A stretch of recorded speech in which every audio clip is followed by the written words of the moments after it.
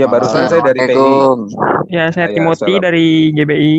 Halo. Iya, Ya, barusan Pak. saya dari penegak Islam. Siapa yang di-kick di penegak Islam tadi? Saya. Terus juga di-kick ya? masuk, langsung di-kick. Oke, gue tadi barusan kalau gue nggak di-kick, gue keluar, gue leave karena udah cukup 2-0 gue skakmat. Nah, mereka langsung panik ketika ada gue masuk langsung nyerang rame-rame gitu kan. Nah, jadi Muslim blunder, nanya, dia blunder sendiri atas pertanyaannya. Coba jawab di mana nih kalau ada Kristen yang bisa jawab di mana makam bapaknya Yesus? Kamu tanya makam bapaknya Yesus, Yesus itu bapaknya itu Allah, kan begitu. Nah, sekarang saya tanya balik sama kamu Muslim, di mana makam bapaknya Isa? Bisa jawab nggak? Nah, terus nggak bisa jawab kan? Terus dia bilang, si Farhan yang ngebelain temennya, dia bilang begini, Isa itu disebut Isa ibnu Maryam. Kok bisa Iben? Kok larinya ke Maryam? Iben itu adalah garis patrilineal untuk Ibrani kepada Bapak. Ngerti nggak teman-teman? Iya. Oke. Nggak ada. Ini Emang juga dari ya. awal itu pertanyaan udah nggak masuk akal sih. Saya mau ngekritik juga ya. Sebentar ya, sebentar dulu ya. Kalau ada orang blunder ya. Kalau blunder itu nggak masalah, Bang. Kristen, antara Kristen, Islam juga pernah blunder, Kristen juga pernah blunder. Nggak apa-apa bro, kalau mau blunder nggak apa-apa. Kalau mau blunder nggak apa-apa. Masalahnya kalau nanti dicecar terus, kalau blunder ya blunder kayak gitu. Begini maksud saya, blunder itu tidak masalah. Tetapi kan dia bilang, coba kalau Kristen bisa jawab. Kan saya jawab, bapaknya Yesus kan Allah. Kan Yesus berkata Bapakku. Ya, terus ya udah. Terus saya tanya balik sama Muslim. Masalah. Sebentar, Pak. Sebentar. Kan saya tanya balik sama Muslim. Lalu kalian jawab siapa bapaknya Isa? Nggak bisa jawab. Si Farhan ngebelain. Isa itu disebut Isa ibnu Maryam. Iya kan? Isa ibnu Maryam. Sekarang jadi Isa itu tidak ada bapaknya. Kata si Farhan begitu. Kalau Isa tidak ada bapaknya, Muslim tahu nggak siapa bapaknya Isa? Yang bukan manusia yang tidak ada bapaknya itu kan nggak tahu. Nah, sekarang saya tanya, temanmu bertanya di mana makam bapaknya Isa? Artinya bapak biologis. Sekarang kalian jawab siapa bapak biologisnya Isa di dalam Al-Quran.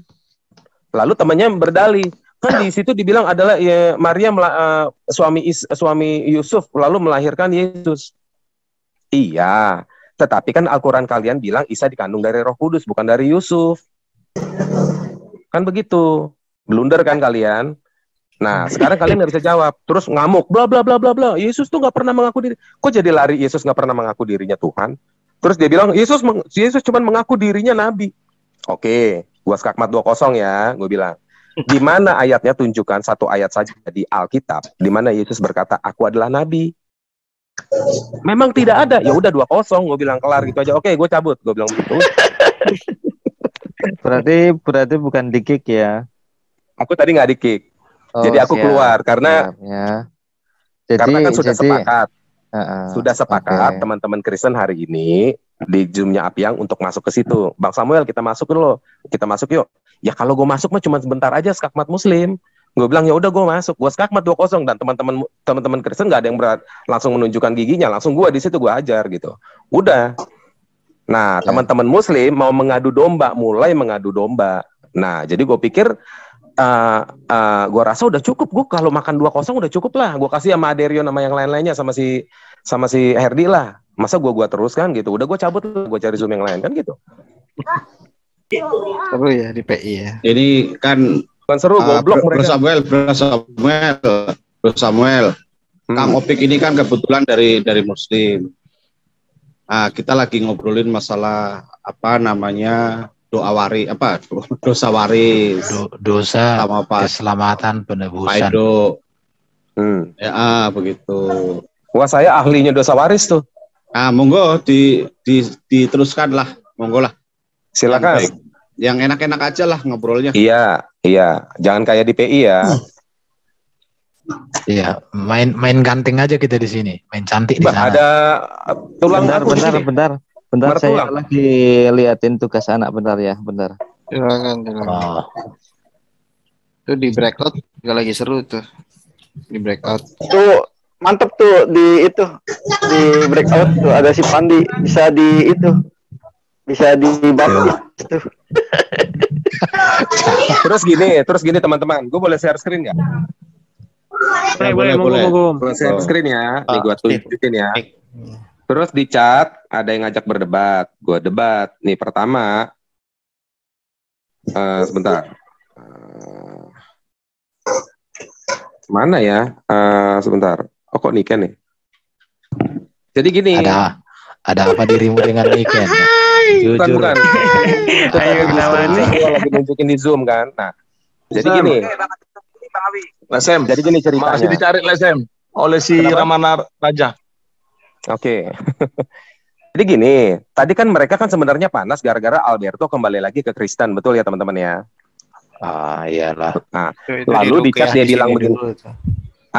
Si Muslim ada, gue lupa namanya, dia bilang gini di chat, Alberto segera kembali ke Islam, biar kamu selamat. Lalu saya bilang, tunjukin ayatnya kalau Muhammad selamat dan siapa saksi satu orang siapapun lah yang menyaksikan Muhammad ada di sorga seperti Yesus disaksikan Stefanus, Yohanes, Paulus ketika Yesus ada di sorga.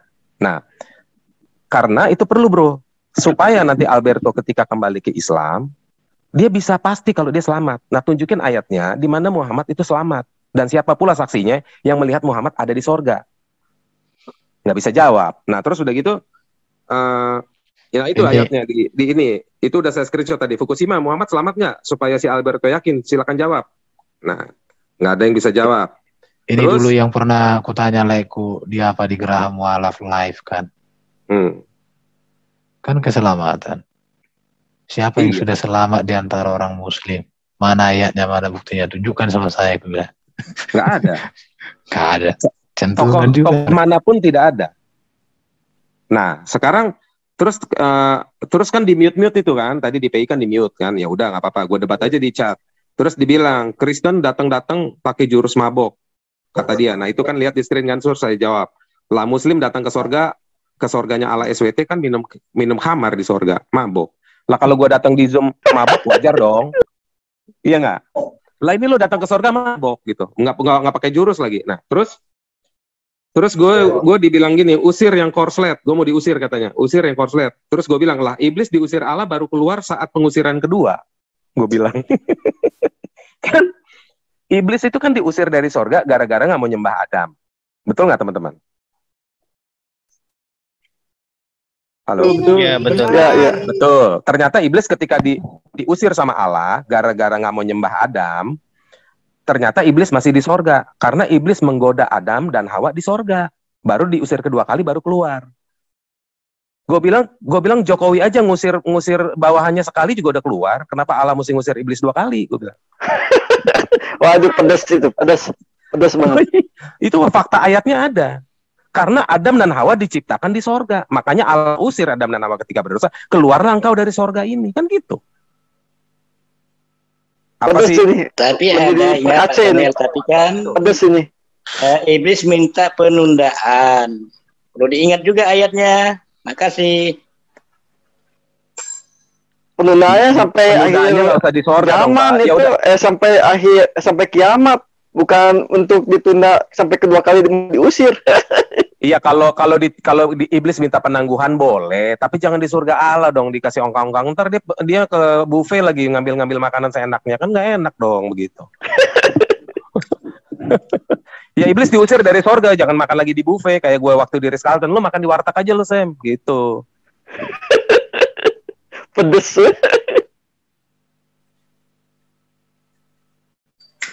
Ayo, sekarang gue mau dijadiin saksi buat Muhammad KC. Ada 6 saksi. Hari Senin gue aturannya diundang, tetapi dibatalkan oleh kepolisian karena kepolisian hanya mengeluarkan surat pemanggilan terhadap Yusuf Manubulu dan Saifuddin Ibrahim. Sementara di situ ada 7 atau 6 yang diundang, yang diminta oleh Muhammad KC. Nah, termasuk gue. Nah, dan pengacara sangat senang sekali kalau gue mau datang, dan gue bilang siap, gue pasti datang. Nah, tapi mungkin karena mereka udah cek cara berapologet gue dan cara-cara bicara hukum begitu, jadi susah juga kan. Nah, gue pelajari video delik yang diadukan itu, gue pelajari untuk membela Muhammad KC sebagai saksi. Sampai sekarang gue pemanggilannya masih dibatal-batalkan terus. Gitu. Takut, bro. Ya nanti gue pakai analogi hukum kan nggak bisa di ini. Kok katanya di Muhammad KC menebarkan kebencian. Sekarang gue kasih 10 ayat Al-Quran. Isinya bunuh dirilah kamu. Terus gue dibilang menebar kebencian. Lah kan ayat Al-Quran yang gue tebarkan. Berarti ayat Al-Quran menebar kebencian. Lalu kata Al-Quran, Allah suruh kita mendakwah. Dakwailah manusia ini supaya tahu ayat-ayat Allah. Kan begitu. Terus ayat-ayat Allahnya yang buat dakwah harus dipilih-pilih gitu. Semua. Lah, Ya, jadi kalau kayak gitu ngomong sama polisinya langsung dibaptis dia di kamar mandi tuh. Dia nanya, apakah benar itu di videonya si siapa? Saifuddin Ibrahim. Apakah benar? Bang Samuel. Tapi saya putus nggak? Ya, silakan. Benar ya. Selama ini Bang Samuel memandang NU itu gimana? Kalau saya memandang organisasi NU loh. Nahdlatul Ulama kan? Ya. Anaknya Gus Dur itu teman sekelas saya, Yeni Januba di Trisakti angkatan 92. Satu kelas saya didesain. Nah, gimana orangnya? Oh, baik. Ya, terus? Baik, orangnya pluralis, bapaknya ya, saya bukan lihat si Zanubahnya ya, saya lihat bapaknya loh. Saya panggil Om, nggak pernah panggil Bapak Presiden sama dia. Ya. Nah, sama Gus Dur. Pernah di kereta bareng saya kelas ekonomi sama dia, bukan kelas bisnis. Nah, orangnya pluralis, sangat down to earth, sangat merendah, tidak memandang, ya gimana mau memandang ya. Maksud saya dalam hatinya tidak memandang membeda-bedakan orang. Sekalipun saya cuma teman-temannya Zanuba, saya panggil Om pun oke. Om, saya temannya Yeni. Nah, begitu. Nah, jadi orangnya sangat baik dan saya rasa Gus Dur tidak mata duitan. Gitu. Orangnya mata duitan. Waktu kakaknya si Yeni Januba, adiknya itu ulang tahun, dikasih mobil sama pengusaha Cina, Gus Dur suruh pulangin mobilnya. Tahu bener gitu loh. Gitu. Dan saya nggak pernah, teman-teman Trisakti kita nggak pernah minta proyek sama bapaknya Yeni, nggak pernah. Setelah bapaknya jadi presiden kita nggak pernah. Itu kan dari satu individu ya Gus Dur. Kalau Bang Cian lihat organisasi NU gimana? Kalau saya lihat organisasi NU waktu dalam kepemimpinan Gus Dur, saya rasa orang-orang NU sangat mengikuti Kiai dan baik saya lihat orang-orang NU. Dan sekarang? Kalau sekarang saya kurang mendalami ya Mas, karena saya sibuk. Saya sibuk nggak di politik. Waktu itu di Trisakti, kenapa saya mendalami? Karena Yeni adalah teman kami, teman saya, baik sekali anaknya. Gitu. Ya maaf ya tentunya sebelumnya ya. Nah Mas Opik ini NU apa ini? Ya NU Tolan dong. Oh ya bagus. NU Tolan. Ya. NU itu dari dulu. NU itu dari dulu reputasinya sudah bagus. Tapi kalau Mas nanya setelah kepemimpinan Gus Dur, saya nggak ngikutin Mas, sorry. Nah, kalau Said Akil Sirot, selama ini kan juga menyuruh terutama anggota Banser kalau ada hari raya agama lain suruh jaga kayak gitu. Masih ya. Konsisten. Ya, masih konsisten. Nah, yang saya sayangkan aja ya, saya sayangkan dari Muhammad KC dalam satu video itu ada kitab yang hanya mempelajari tentang bab sholat dijadikan kata-kata ini kitab sumber teroris, Bang. Kita kan yang mempelajari itu kan sakit hati, Bang. Kayak gitu, Bang. Itu kesalahan Bang Muhammad KC. Itu mungkin dibuka aja, Pak. Dibuka aja.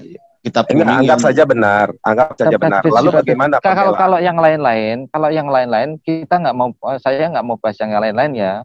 Yang lain-lain saya nggak mau bahas. Yang saya mau bahas itu. Ataupun mungkin ada pelaporan dari pengurus NU apa gimana, saya nggak tahu apa yang dari NU atau gimana. yang melaporkan Muhammad KC karena setelah mencemarkan otoritas pesantren tradisional yang ada terutama di Pulau Jawa dan di Indonesia yang menggunakan kitab itu yang karangannya Syekh Nawawi yang katanya kitab teroris.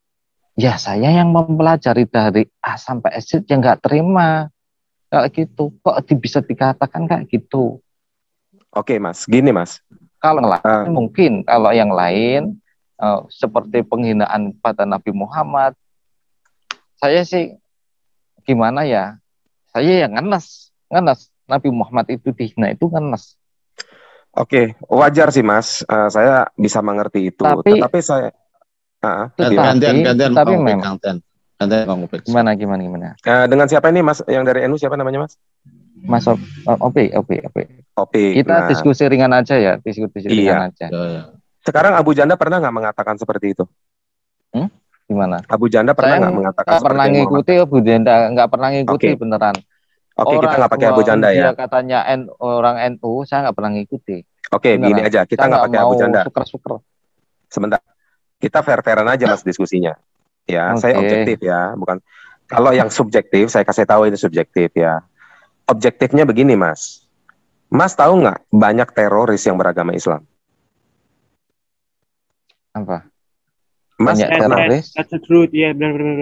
Enggak, jangan melebar itu. Saya sebentar. Ini kan soal tuduhan teroris nih. Kan Muhammad KC bilang, ini saya linier bukan melebar, ini linier Mas. Masih di dalam jalurnya. Kan Muhammad KC kan bilang. Tadi seperti yang Mas bilang, gimana Muhammad KC bilang bahwa terorisme ini, Al-Quran ini adalah sumber daripada gerakan teroris. Gitu. Dia pegang kitab kuning. Buku kuning sumber teroris. Dia pegang kitab kuning yang saya tahu judulnya, ya, terus saya pelajari dari A sampai Z. Itu yang jadi masalah.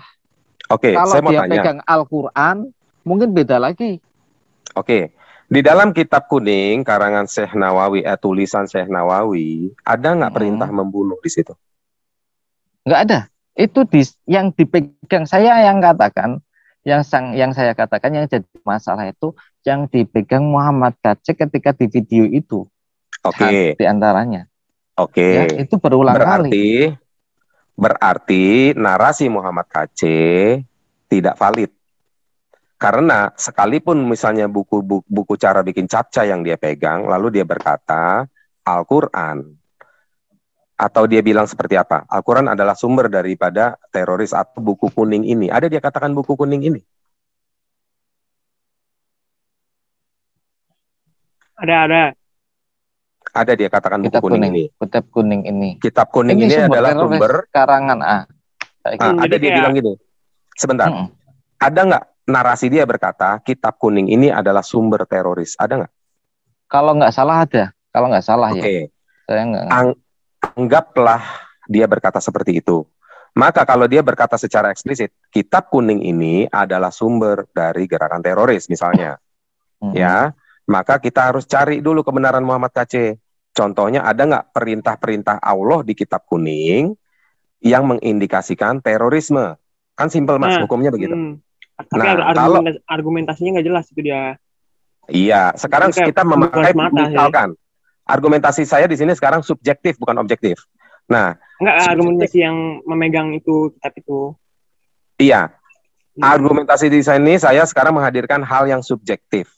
Kalau ada perintah itu dan mengindikasikan terorisme, maka misalnya benar ya Mas, ini misalnya bukan pasti benar ya. Misalnya kita ambil dulu satu option, misalnya itu ada perintah membunuh dan Muhammad KC mengambil itu sebagai sumber perintah teroris, maka saya jadi lupa. Jadi begini,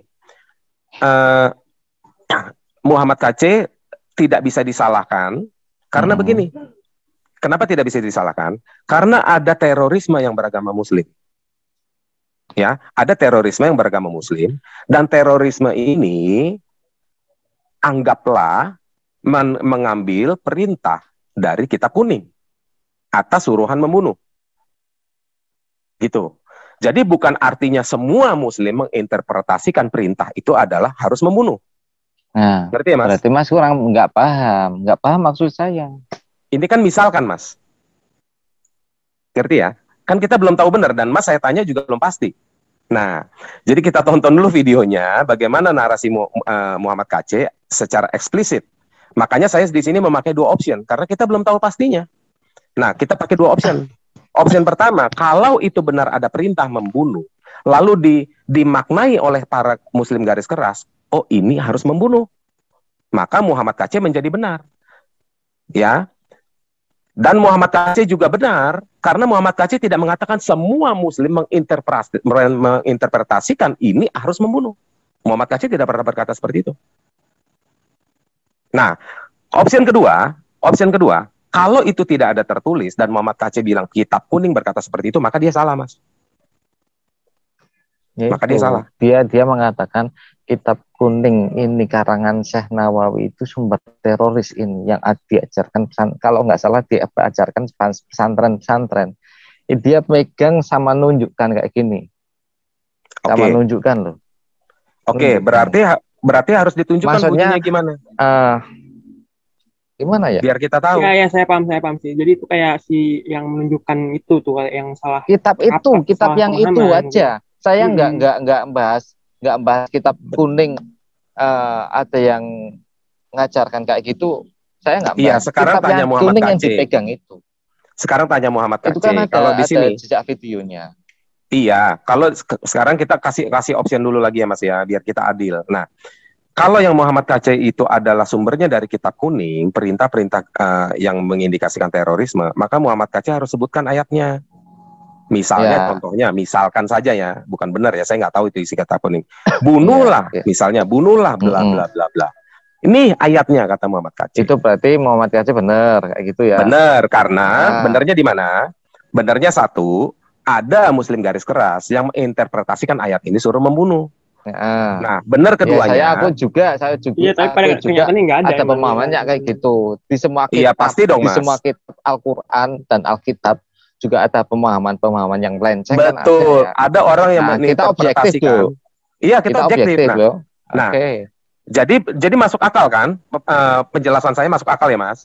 Ya. Nah, jadi Muhammad KC tidak salah. Karena ada sebagian, misalnya Muhammad KC berkata seperti itu. Nah, ada sebagian muslim yang menginterpretasikan dengan itu harus membunuh. Nah, itulah muslim garis keras. Dan kedua, direkam, tapi jangan mengatakan saya itu mendukung Muhammad KC loh ya. Oh, tidak Mas, tidak. Kan direkam ya. Jadi begini Mas, supaya ini tidak tergiring dalam satu opini sehingga kamu dituduh A atau B, maka dibuat option Mas. Caranya begitu Mas. Ngerti ya Mas? Ini supaya saya nanti kalau saya bernarasi, biar Mas bisa belajar hukum. Iya. Bisa Mas bisa belajar hukum dari sini. Kalau dalam siasah fikih itu idra'ul hudud bisyubhat. Apa itu? Ya, menarasikan sesuatu biar sesuatu itu ada celah untuk dia itu tidak bisa dihukum. Seseorang itu tidak bisa dihukum. Bukan itu Mas. Bukan itu konotasinya nggak bagus malah. Itu berarti dia tidak objektif kalau begitu. Nah, saya menghadirkan hal-hal seperti ini, kaidah-kaidah seperti ini adalah dugaan, praduga tak bersalah hukum di Indonesia. Ya. Jadi jangan dulu kita segini Mas. Jangan kita dulu menghakimi orang pasti salah kalau belum ada bukti secara sah. Kalau di dalam bahasa Kristennya itu corpus delicti. Harus ada bukti seseorang untuk ditentukan dia melakukannya sendiri. Gitu ya. Dalam Islam juga gitu. Ya sama, kan di luar istilah Kristen itu daripada Islam. Jauh. Nah, sekarang ini kan sebenarnya hukum-hukum yang di Indonesia yang dipakai ini kan hukum-hukumnya Stoa Yunani, Mas. Warisan dari Belanda, Mas. Belanda dari mana? Dari Eropa, Mas. Eropa dari mana? Dari Roma. Roma dari mana? Yunani. 4 abad sebelum Yesus lahir, Stoa Yunani itu, filsafat Yunani itu sudah maju 4 abad, Mas. Dan hukum-hukum Yunani sampai sekarang masih dipakai, bahkan dalam bidang kedokteran. Gitu ya, Mas. Nah, jadi ini syarat dengan logika. Nah, jadi penjelasan saya tadi udah secara logika, Mas. Kalau Muhammad KC mengatakan seperti itu, ya, itu dia bisa benar. Dia bisa benar kalau dia tidak mengatakan semua Muslim menginterpretasikan seperti itu. Dia bisa salah, sorry, bukan bisa benar. Dia bisa salah ketika dia mengartikan semua Muslim menginterpretasikan ayat itu membunuh. Nah, tapi Muhammad KC tidak mengatakan seperti itu. Gitu. Itu dia bisa salah kalau mengatakan seperti itu. Tetapi dia benar karena memang ada di luar sana sebagian saja, bukan semua. Sebagian dari garis-garis keras menginterpretasikan ayat itu ya harus membunuh. Gitu. Itu Mas. Oke. Itu fair namanya. Sekarang tinggal dibuktikan. Muhammad KC masuk yang option A apa B yang tadi saya kasih itu. 2 option tadi. Malah bisa 3 option sebenarnya Mas. Kalau orang-orang hukum itu. Bisa 5 option malah. Gitu. Kita tunggu aja prosesnya lah. Iya. Saya orang kecil di sini nggak tahu apa-apa. Cuman saya pernah lihat videonya. Kok kayak gitu ya dia komentarnya. Sebenarnya kalau dia itu pegang kitab yang beda mungkin ya beda ya. Ya sekarang Muhammad KC kan sangat mempelajari kitab kuning, klaimnya dia kan begitu. Klaim. Nah, saya rasa sebagai seorang Muhammad KC yang memang benar-benar mempelajari kitab kuning, seharusnya dia mengatakan secara eksplisit sesuai dengan tuduhannya. Nggak boleh di luar narasi kitab kuning, lalu menuduh yang di luar narasi kitab kuning. Nggak boleh itu. Begitu. Ya harus objektif juga ya. Oh iya dong, harus objektif. Ya. Kalau Muhammad KC menghadirkan narasi di luar kitab kuning, maka dia subjektif. Ngerti ya? Itu kan menurut kamu, bukan menurut kitab kuning. Itu subjektif, Mas. Ngerti ya? Nah itu. Opini dia. Nah kalau dia klaim itu kitab kuning, ternyata tidak ada ayatnya, kena hukum dia. Gitu. Berarti memfitnah. Enaknya ini ditayangkan. Maksudnya ada ya nggak yang bisa nayangkan YouTube? Ini bagus buat pendidikan hukum. Ini direkam nggak? Ya. Teman-teman. Direkam. Aman. Nanti bisa ditayangkan. Iya. Ini karena benar. Nanti orang-orang yang menonton ini, netizen itu menganggap, oh benar ya kata Samuel masuk akal. Ya emang benar. Itu algoritma. Gitu. Ada yang bisa nayangin? Nantilah. Ini kan prosesnya rekaman kan? Nanti rekaman. Iya, tinggal di. Jadi bedanya Mas, ini bukan live. Jadi direkam dulu, nanti hasil rekamannya bisa ditayangkan gitu. Iya, begitu.